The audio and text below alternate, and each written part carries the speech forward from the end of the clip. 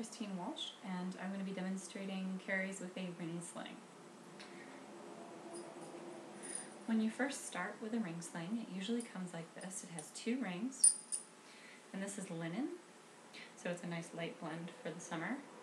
And then it's a long piece of fabric, and mine is hemmed on all 4 sides.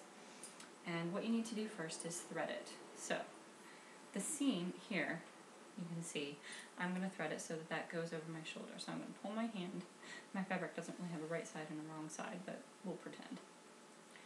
Right now I'm going to pull this end, and I'm going to gather it together so that it goes through the rings nicely. And making sure that nothing has gotten twisted, I'm going to pull it through the rings the first time.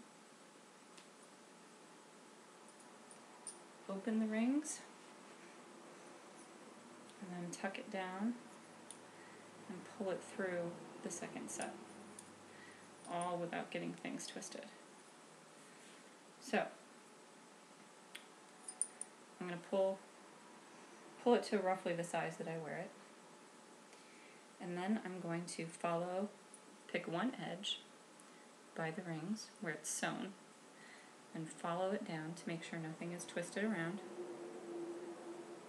Follow it up, up, and around to where it meets the rings again. And I'm going to pull that edge out. And this is called either fanning it out in the rings or rethreading, or however you want to state it. But what you really need to do is you need to spread out the ring sling within the rings so that each portion of it moves evenly as you try and tighten it. So I followed it through and I found this edge. And what I'm going to do is I have them open like this. So this is the bottom ring and this is the top ring.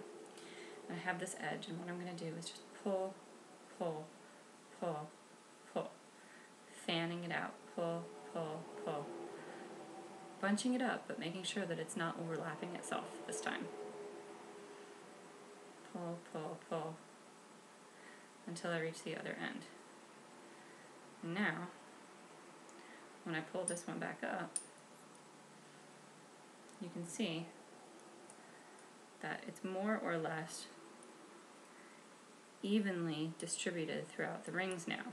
So I could pull on any piece of the tail and only pull through that piece, as opposed to where it's folded over and bunched upon itself and you would be unable to tighten it evenly.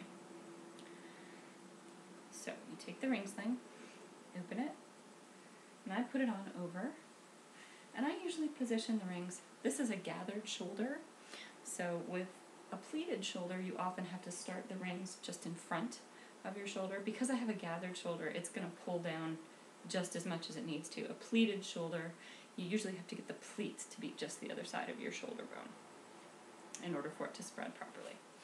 So I usually start with the rings up on my shoulder, and then I like to make sure that I have the bottom a little bit tighter than the top. And if you look down, you can see that I have the top loose and the bottom rail not very loose, because all that needs to go to the bottom rail is baby's legs.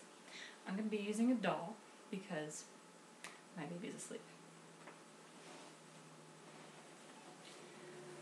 So we take baby up on our shoulder, and then I reach under the ring sling in order to help guide her feet in. And I hold, supporting her with both hands right now, and I'm going to move this hand around as I support her bottom and lower her into a seat in the ring sling. And I'm going to do tummy to tummy first. And I'm going to pull the material down, always supporting baby with one hand.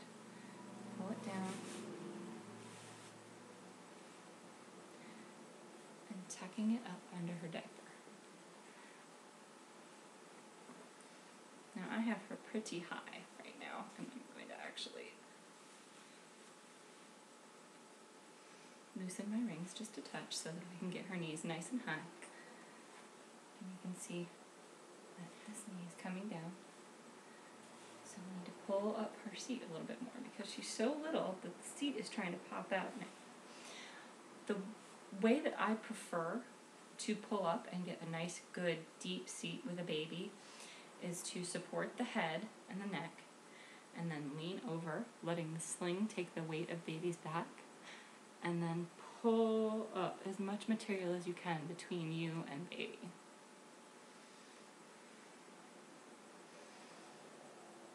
And that gets a nice deep seat. And their legs can come down still, right here. But they have a nice deep seat, and it uses their own weight to pull up. Now I've spread the shoulder out to sort of cut mine, and you support baby's weight, and then up, and down, out, and down. And you really only need to tighten, because I had the bottom rail so snug, I really only needed to tighten the top and the center. And this center comes across to where baby, in the middle of baby's back. And you don't want to tighten any further than maybe a little bit below that, because once you start getting down here, unless you have a lot of slack by the rings, once you start pulling too tightly on this bottom rail, you're going to start pulling baby's seat